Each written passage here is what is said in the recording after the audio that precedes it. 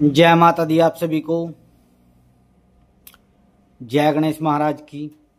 आज हम इस वीडियो के माध्यम से आपको भाद्र शुक्ल गणेश चतुर्थी व्रत कथा के बारे में बताएंगे।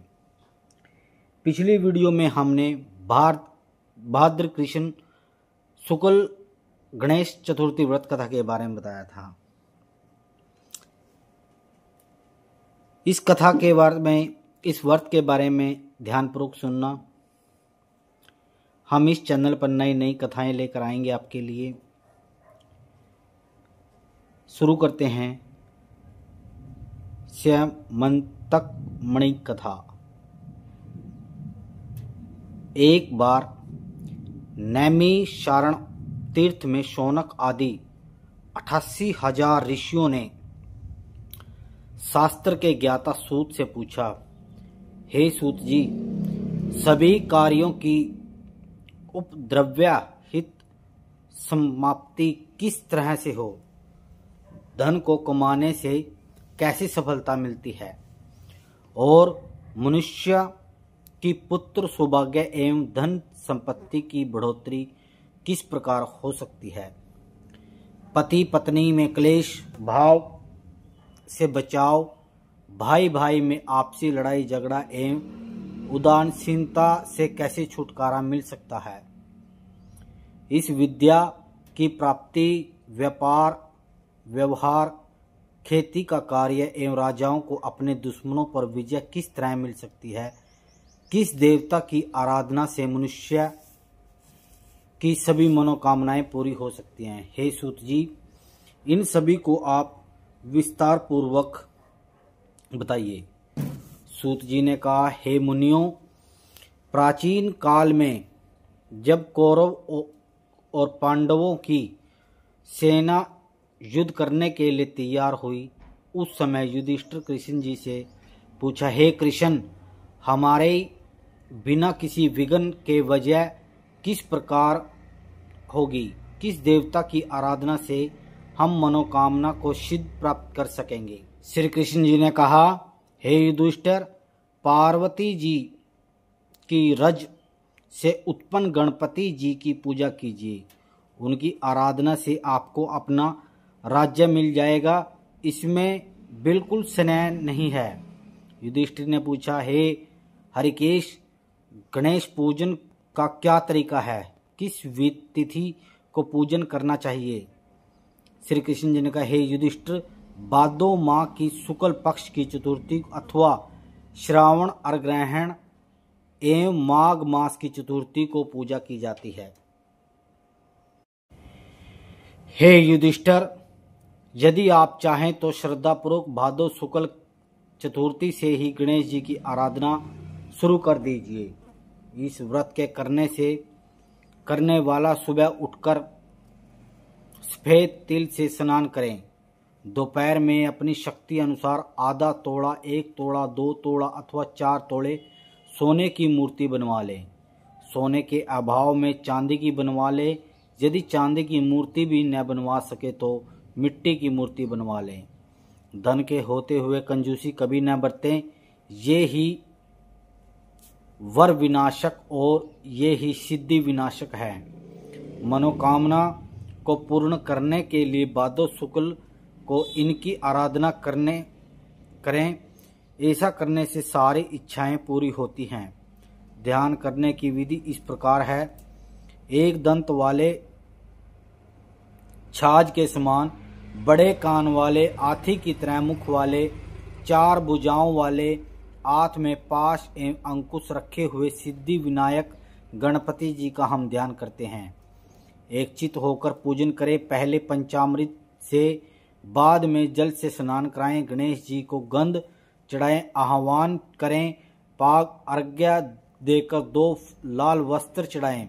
इसके बाद पुष्प धूप दीप और भोग अर्पित करें। पान के ऊपर थोड़ी सी मात्रा में सोना अथवा रुपया, अठन्नी आदि चढ़ाएं। फिर गणेश जी के 21 धूप चढ़ाएं।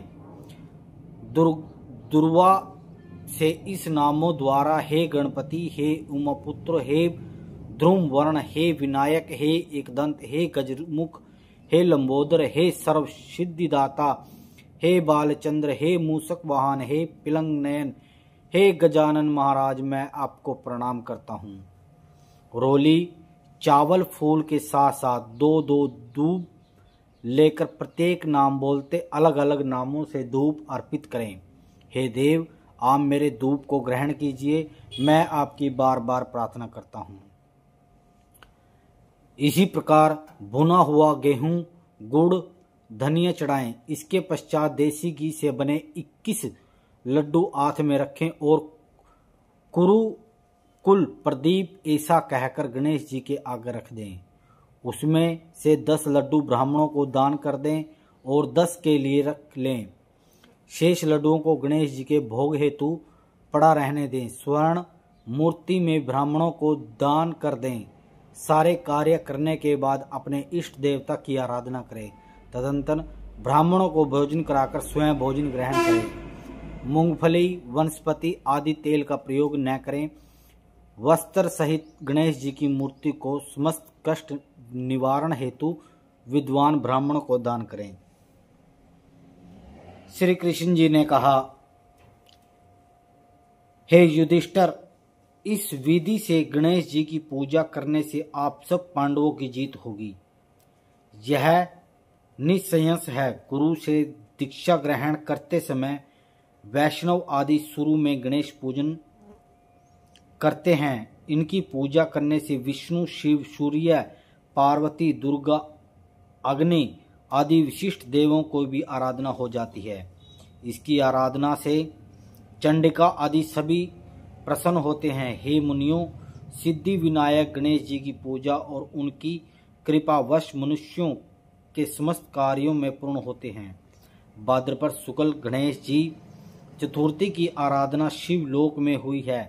इस दिन स्नान, दान, व्रत, पूजन आदि करने से गणेश जी की कृपा सात्विक फल प्राप्त होता है। हे युधिष्ठिर, इस दिन चंद्रमा के दर्शन नहीं करने चाहिए। दोपहर में पूजा कर लें। सिंह राशि की संक्रांति में शुक्ल पक्ष में चौथ को चंद्रमा के दर्शन करने से चोरी, हत्या, व्यभिचार आदि का पाप लगता है। इसलिए इस दिन चंद्र दर्शन निषेध है। यह भूल से चंद्रमा दिख जाए तो ऐसा कहें, सिंह ने प्रसेनजित को मार डाला और जामवान ने शेर को मृत्यु लोक भेज दिया। हे पुत्र, अब रो नहीं, तुम्हारी सम्यक मणि यही है। सम्यक मणि की कथा।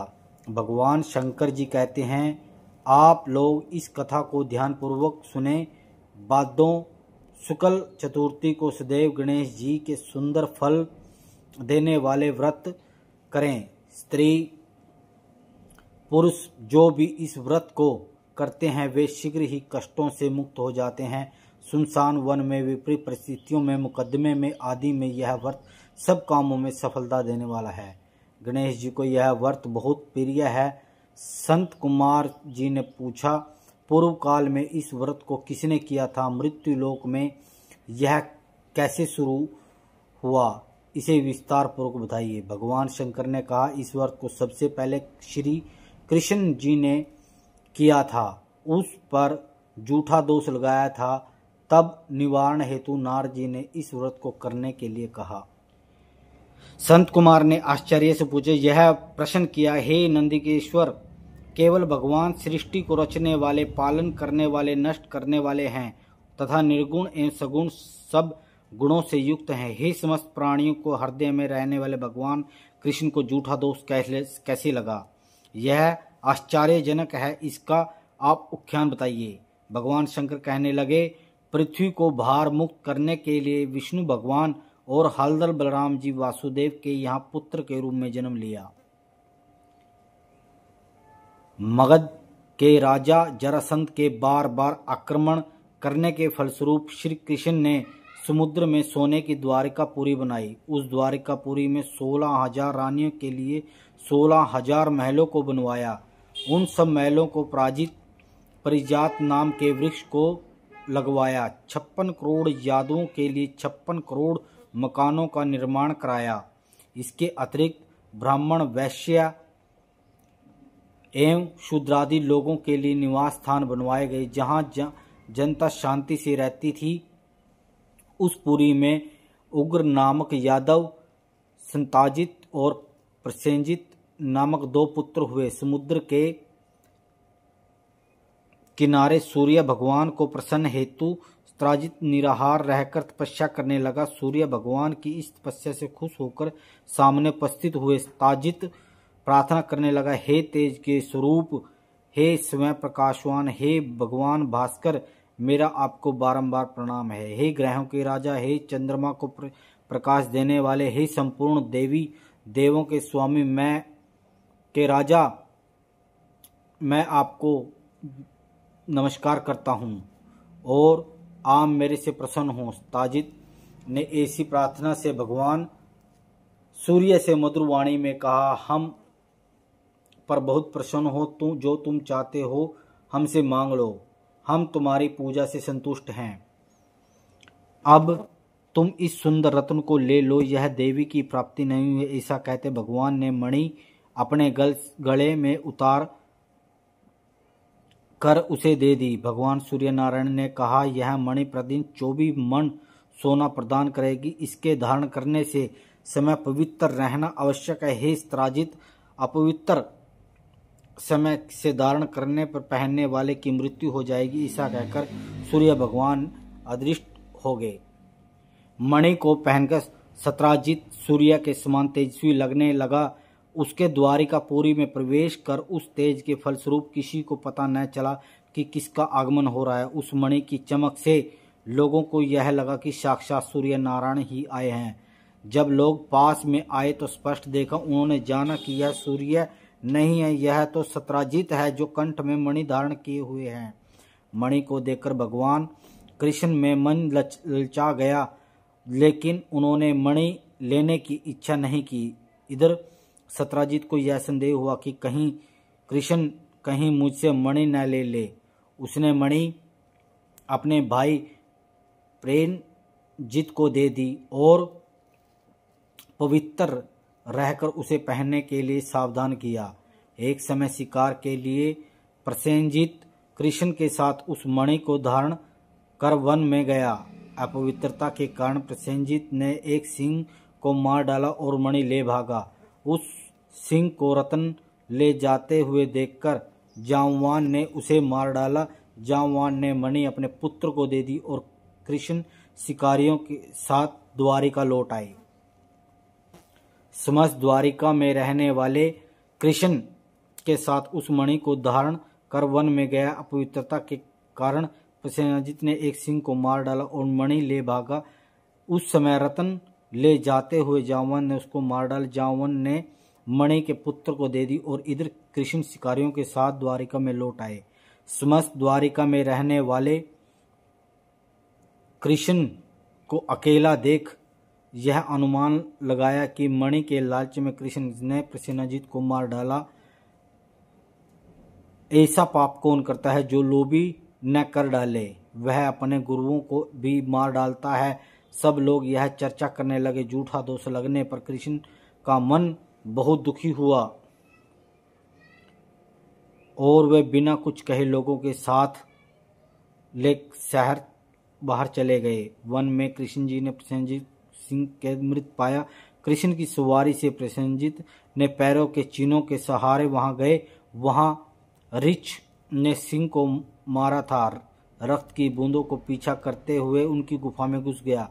ऋषराज की गुफा में बहुत डरावनी तथा अंधकार से भरी हुई थी। अतः प्रजनों को गुफा के दरवाजे पर छोड़कर स्वयं कृष्ण अपने तेज से अंधकार को नष्ट कर उस गुफा में 4 कोस तक चले गए। वहां पहुंचने पर उन्होंने एक सुंदर महल देखा, जिसे जामवान का पुत्र एक सुंदर मणिरत्न लटके पालने में झूल रहा है। बालक के इस के लिए उस खिलौने स्वरूप मणि को लेने के लिए कृष्ण उसके पास खड़े हो गए और रूप से परिपूर्ण कमल के समान नेत्रों वाली किशोरी उस पालने में झुला रही थी। ऐसी सुंदर युवती को देखकर कृष्ण चकित हो गए। वह स्नेह से कह डाली, लाडले तुम क्यों रो रहे हो? देखो प्रसेनजीत को शेर ने मार डाला और शेर को मारकर हमारे पिता से यह शयन तक मणि तुझसे खेलने के लिए दी है। कमल नयन भगवान श्री कृष्ण को देखकर वह प्यार भरी वाणी से कहने लगे, मेरे पिताजी के आने से पूर्व आप यहाँ से चले जाइए। ऐसा कहने पर कृष्ण हंसकर अपना 5 जन्य शंख बजाने लगे। शंख की ध्वनि सुनकर यक्षराज उठ बैठा और उसके पास चला गया। फलस्वरूप दोनों को परस्पर युद्ध करने लगा।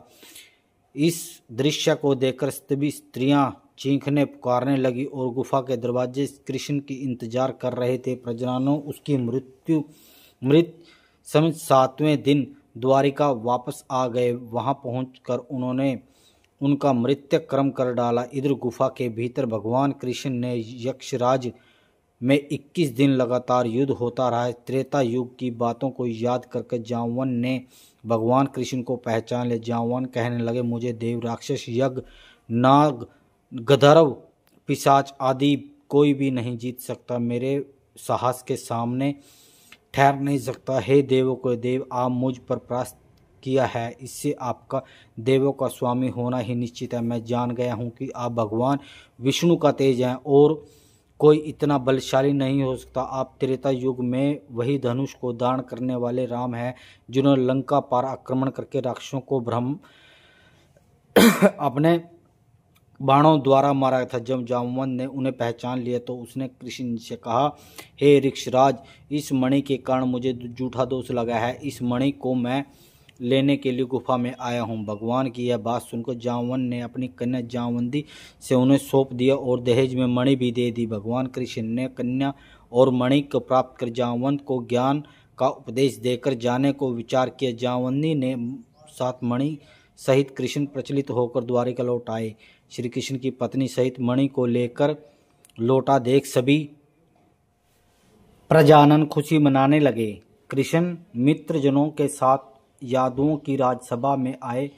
उन्होंने उन्हें मणि लुप्त हो जाने और दोबारा मिल जाने की समस्त घटना को बताया। राजसभा में उपस्थित सत्राजित को वह मणि दे दी। इस प्रकार भगवान कृष्ण झूठे दोष से मुक्त हो गए। सत्राजित मणि को पाकर बहुत लज्जित हुआ, जिसके कारण उसने अपनी कन्या सत्यभामा का विवाह कृष्ण के साथ कर दिया। इसके पश्चात सतधन्वा, अकुर आदि यादव सत्राजित के मणि लेने हेतु शत्रुता करने लगे।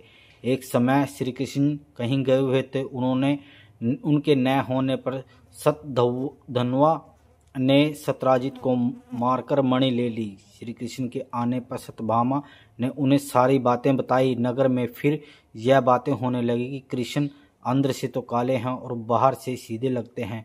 तब कृष्ण ने अपने भाई बलदेव से कहा, सतवंदा ने सत्राजित को मार डाला है, अब वह मणि लेकर दूसरी जगह जाने वाला है। यह मणि हमारे भोगने लायक है। सतधन्वा को यह बात जब पता चली तो उसने डरकर मणि को अकुर को दे दी, तो वह स्वयं घोड़ी पर चढ़कर दक्षिण दिशा में भाग गया। भगवान श्री कृष्ण और बलराम ने रथ पर चढ़कर उनका पीछा किया। 100 कोस के बाद उसने घोड़े को मार डाला और वहीं से पैदल दौड़ा। श्री कृष्ण ने दौड़कर उसे पकड़ लिया और उसे मार डाला। कृष्ण ने बलदेव से कहा, भाई, इसके पास ये मणि नहीं है। बलराम इस बात पर गुस्सा हो गए और कहने लगे, तुमने सदैव कपट किया है, तुमसे अधिक पापी कोई और नहीं है। जब तुम धन के लोभवश में सगे संबंधियों की हत्या करने में चूक नहीं करते तो ऐसा भाई कौन होगा जो तुम्हारा साथ दे। कृष्ण ने शब्द उठाकर बलराम को विश्वास दिलाने की कोशिश की।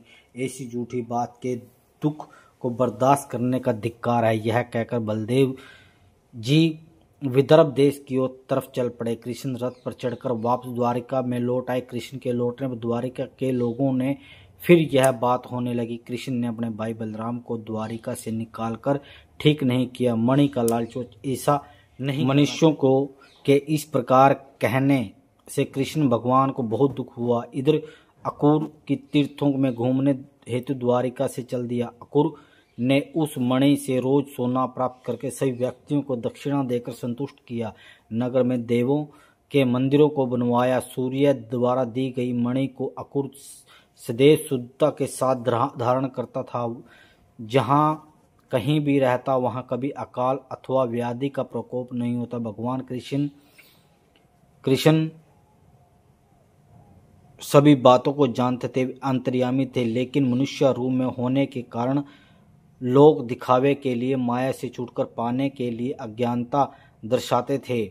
मणि के कारण भाई बलराम से विरोध हुआ। अनेक बार तरह तरह के दोष लगते रहे। इतना लाछन सहा गया कि कृष्ण को इस सोच विचार करके अवस्था में नारद जी आ गए। भगवान द्वारा अत्यधिक स्वीकार कर नारद जी सुखपूर्वक आसन पर विराजे और कहने लगे, हे केशव, आप उदास क्यों दिख रहे हो? आप किस चिंता में डूबे हुए हो?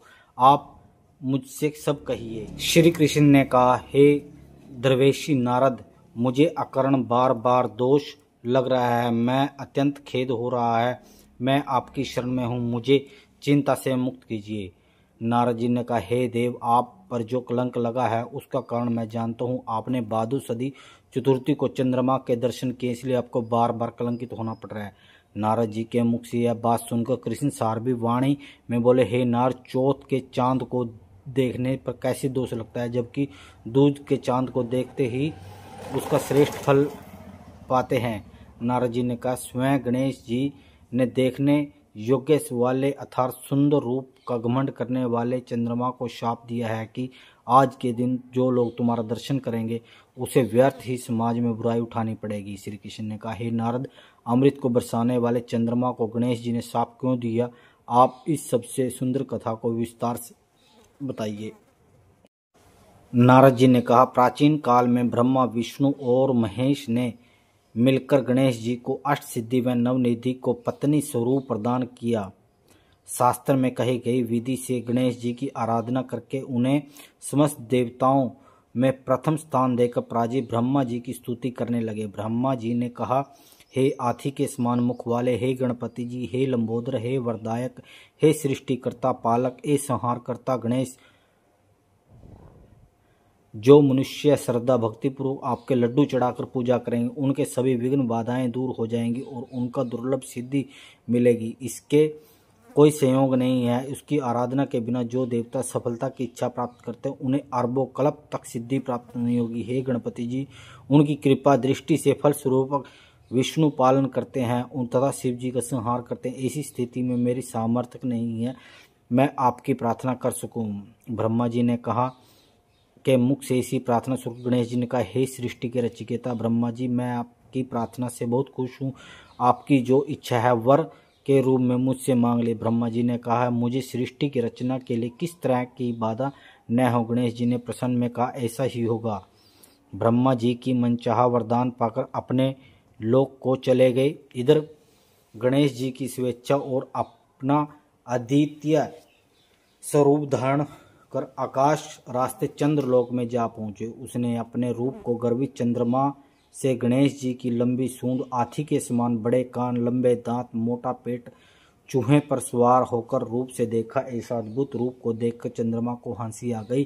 तभी उन्होंने चंद्रमा को श्राप दिया, आज से शुक्ल चतुर्थी के दिन कोई व्यक्ति तुम्हारे पापी मुख को नहीं देखेगा। जो व्यक्ति भूलकर भी तुम्हारे मुख को देखेगा उसे अवश्य ही कलंक लगेगा। नारद जी ने कहा, हे कृष्ण, इस भयंकर शाप को सुनकर संसार में हाहाकार मच गया। चंद्रमा का मुख मैला हो गया और जल में प्रवेश कर गए।